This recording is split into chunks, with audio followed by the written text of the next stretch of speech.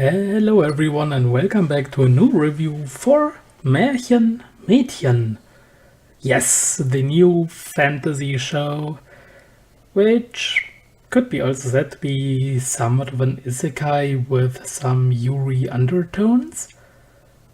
But to be honest, this first episode, it was hilarious. It was so funny, I was laughing out loud so many times. And it was also so adorable and what can I say? It was a really good first episode. If you want to get something out of your 25 minutes, you get to laugh, you get to feel the fluffy comfiness because it's so cute, and then you have a bit of a what the fuck, why did we never get something like this until now? I didn't know I needed until I had it, and now I want more. This is Märchen Mädchen, and I'm not even kidding. And for all who don't know, Märchen Mädchen literally translates to fairy tale girls. So Märchen are fairy tales and Mädchen are girls, obviously. And it's German, just, I don't know, for your interest or something like that. But yeah, it's based on a light novel. It's written by the deceased author Tomohiro Matsu, or at least he penned the first draft of it, and then other writers took over, and now the series is still published. And for all who don't know Tomohiro Matsu, it's the writer of Mayoi Neko Overrun or Listen to Me, Girls, I'm Your Father. And yeah, so quite a good writer. He had some works and pretty much all of it got an anime, so Märchen Mädchen, it's actually the third anime adaptation of a novel he worked on, and there's also the upcoming anime for Hatena Illusion, which is also an unfinished novel written by him. But yeah, enough of the author himself, so let's go back to the show itself. It's about Hazuki, the main protagonist, who loves books. She loves fairy tales, or the so-called Märchen. And every single time she is in kind of stressful situation, she feels uncomfortable, she needs to calm down, she's sad or whatever, she is basically escaping into another world thanks to books, and not literally another world, so basically she's just putting her head into a book and she starts reading and diving into that world she reads. And also she has no friends, and we saw a little flashback because now she is living as an adopted kid because her mother passed away in the past. And when she was in the city, being at a restaurant, and then she was reading, and then she saw a woman. She had a olive-colored cape on, and she was running away, but no one noticed her, and she, with her imagination she has, was like, I know that cape, it's from that book.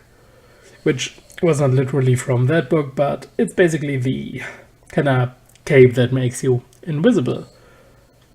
And then she followed the girl, and the girl confronted her, and that girl carried a bag but forgot it there, so Hazuki, as nice as she is, she wanted to give it to her. The thing is, she got into trouble by it. There was this fairy tale like world. She went there. There was a castle like looking academy. So it's basically the isekai version of Magic High School with only girls. Literally only girls. So yeah. Actually an all-girls school by all girls. It's so rare to get this that my brain is still not picking it up. But all joking aside, when she get there, the other student runs after her. Then she runs into a woman.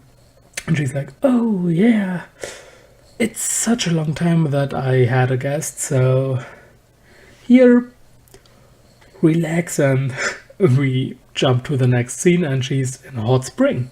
So yeah, we had the fan service right in it.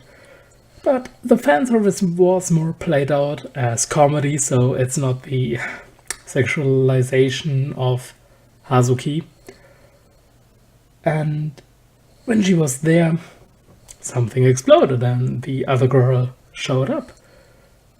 The thing is, Hazuki left her books and her clothes in the changing room, and when she get there to get her clothes to run away again, there was only her book, and it's the same book she had in her bag but she didn't remember buying.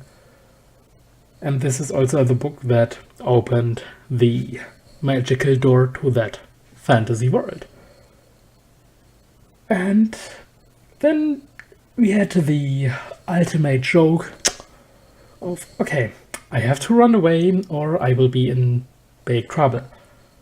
No clothes here, I don't even have underwear, but there's a fairly large book. Yep, you know what will happen. She runs away, covers her important parts with this book, and then she falls down.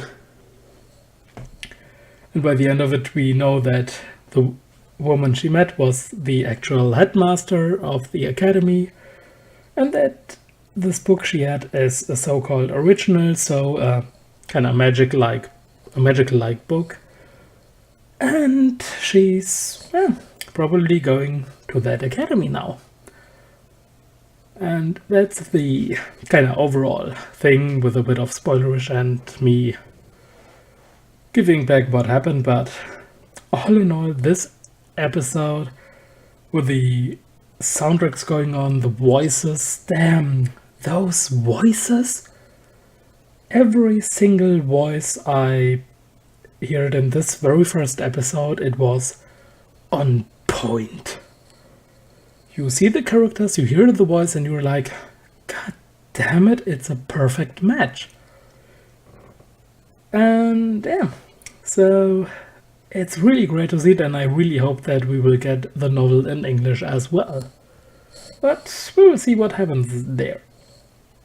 But yeah, for now, I really have to say that I loved the first episode. It was so good, and I just can't wait for the next one. So yeah, I think I will leave it at this for today. So as always, thanks for watching, and I hope I will see you guys next time as well. See ya!